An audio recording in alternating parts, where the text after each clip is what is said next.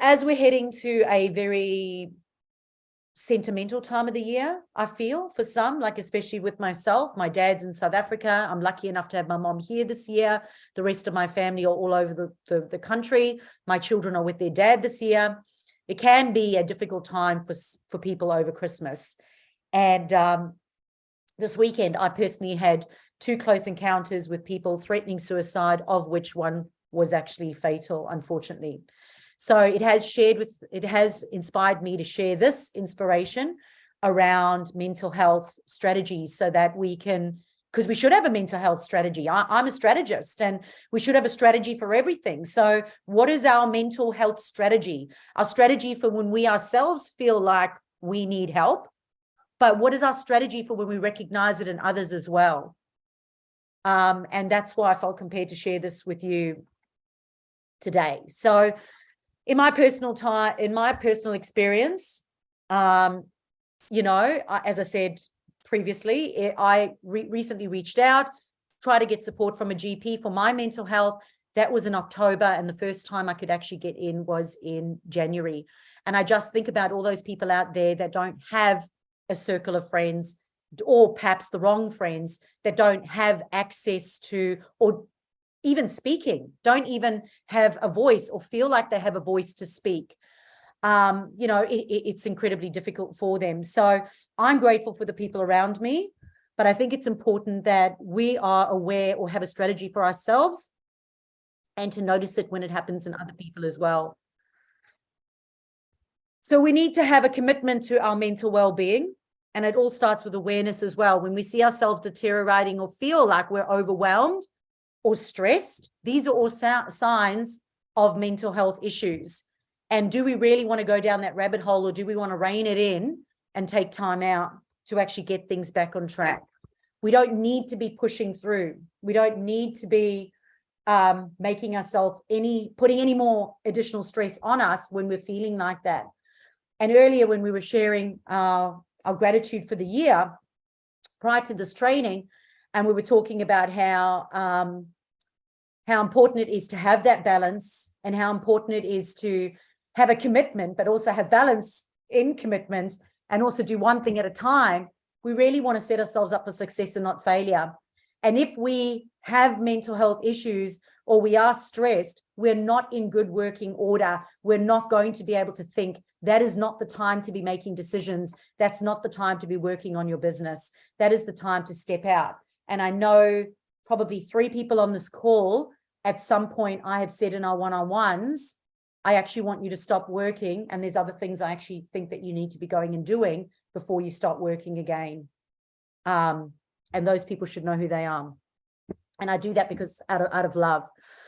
So with my 20 years experience in the health and fitness industry, health and fitness has always been a priority for me. It's also good to note that your health primarily affects your mental health, meaning that if you want to improve your mental health, you have to fix your health, your physical health, your nutrition, your sleep. These are all fundamental things that you've got to get right. Well, not right, you've got to get them better. Again, this year, I thought I was going through perimenopause again, because I've dealt with that with the naturopath. I was hormonal. I didn't have energy. I was depressed. I felt like crying, all things that didn't feel like me. And I went to the naturopath because it did not feel right. Even though I was doing my manifestations and my affirmations and surrounding myself with good people, went to the naturopath, and it turned out I was gluten intolerant. I had no stomach discomfort, no IBS, no reactions, no nothing, except I felt depressed. And who would say that gluten and an intolerance to gluten is going to make you miserable? I didn't even have a compromised immune system. So we don't know everything, and there is access to help out there, and we need to get help in those areas or those things that we're struggling with. So please note, this is not my level of expertise, and if anybody is struggling with anything, please reach out to a professional. I'm only here to share inspiration and shine a light on some of the issues recently that have been affected by myself and my close network, myself, and people around me. So what I can say is that you cannot and should not be making any decisions when you're not at full capacity. And how does capacity affect decision making? Well, capacity means the ability to use and understand information to make a decision and communicate any decision made. A person lacks capacity if their mind is impaired or disturbed in some way, which means they're unable to make a decision at that time. So do not be hard on yourself. If you're not feeling up to it, don't do it. Pushing through sometimes can be the absolute worst thing for you. Stepping out is better rather than stepping more in. Ask yourself, is this me procrastinating? Is this me being lazy? Or is this me just needing some time out? And this is why you know that play for me is a fundamental part of our ongoing strategies. So if you do not feel well, first get yourself feeling well before you continue in your business and continue to make big decisions within your business. Mental health disorders refer to a wide range of mental health issues that affect your mood, your thinking, and your behavior.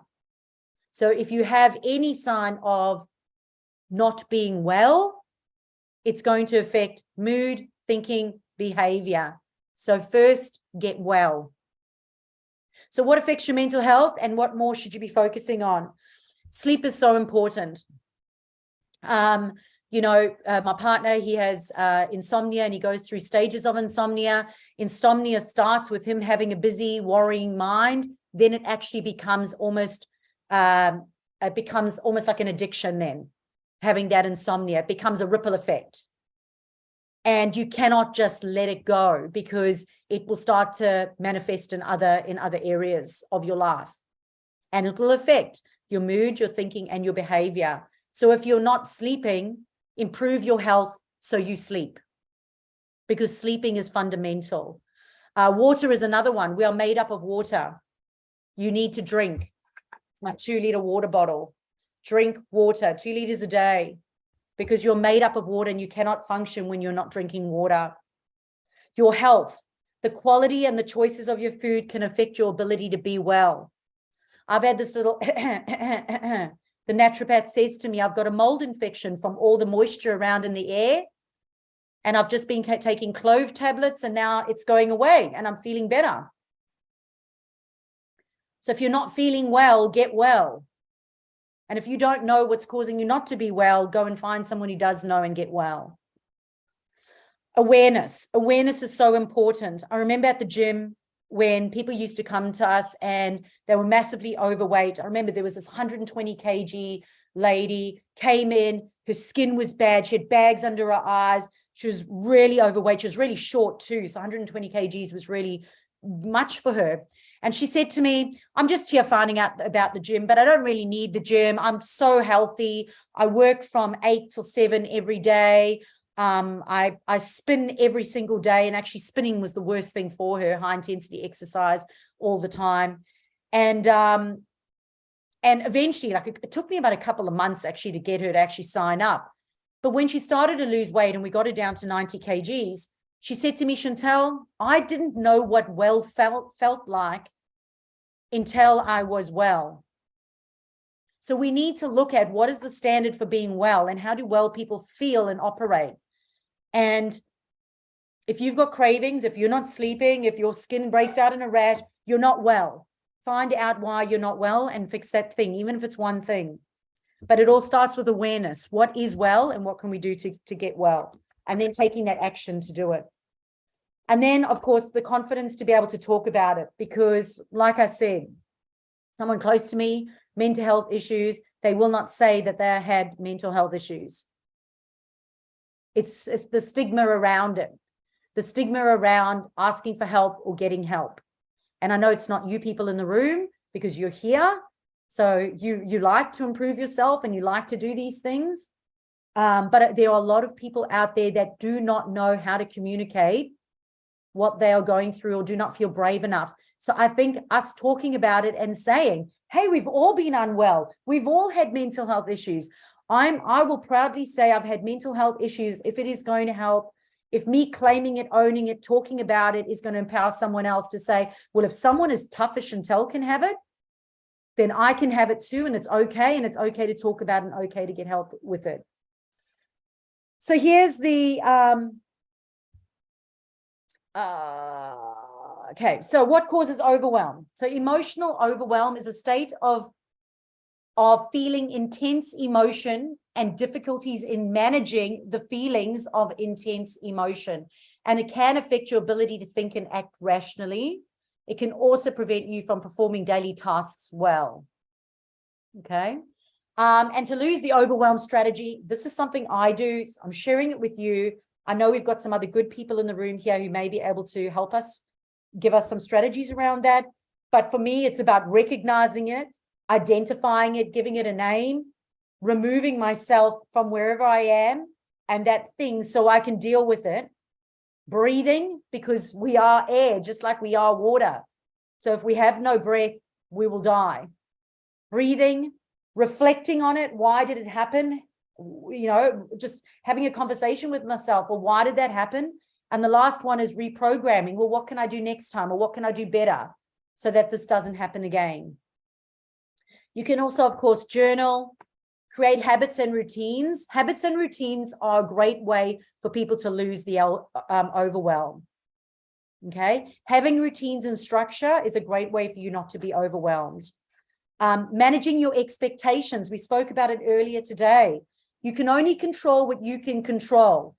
So when the hours are done at 5, we put down the work, we finished for the day, we show up again tomorrow, we don't push through. And of course, talking about it. All right. So if anyone is struggling with mental health issues, or if anybody knows someone who's struggling with mental health issues, it is vitally important that you act sooner than later. So we'll go to our floor now and we'll just stop there.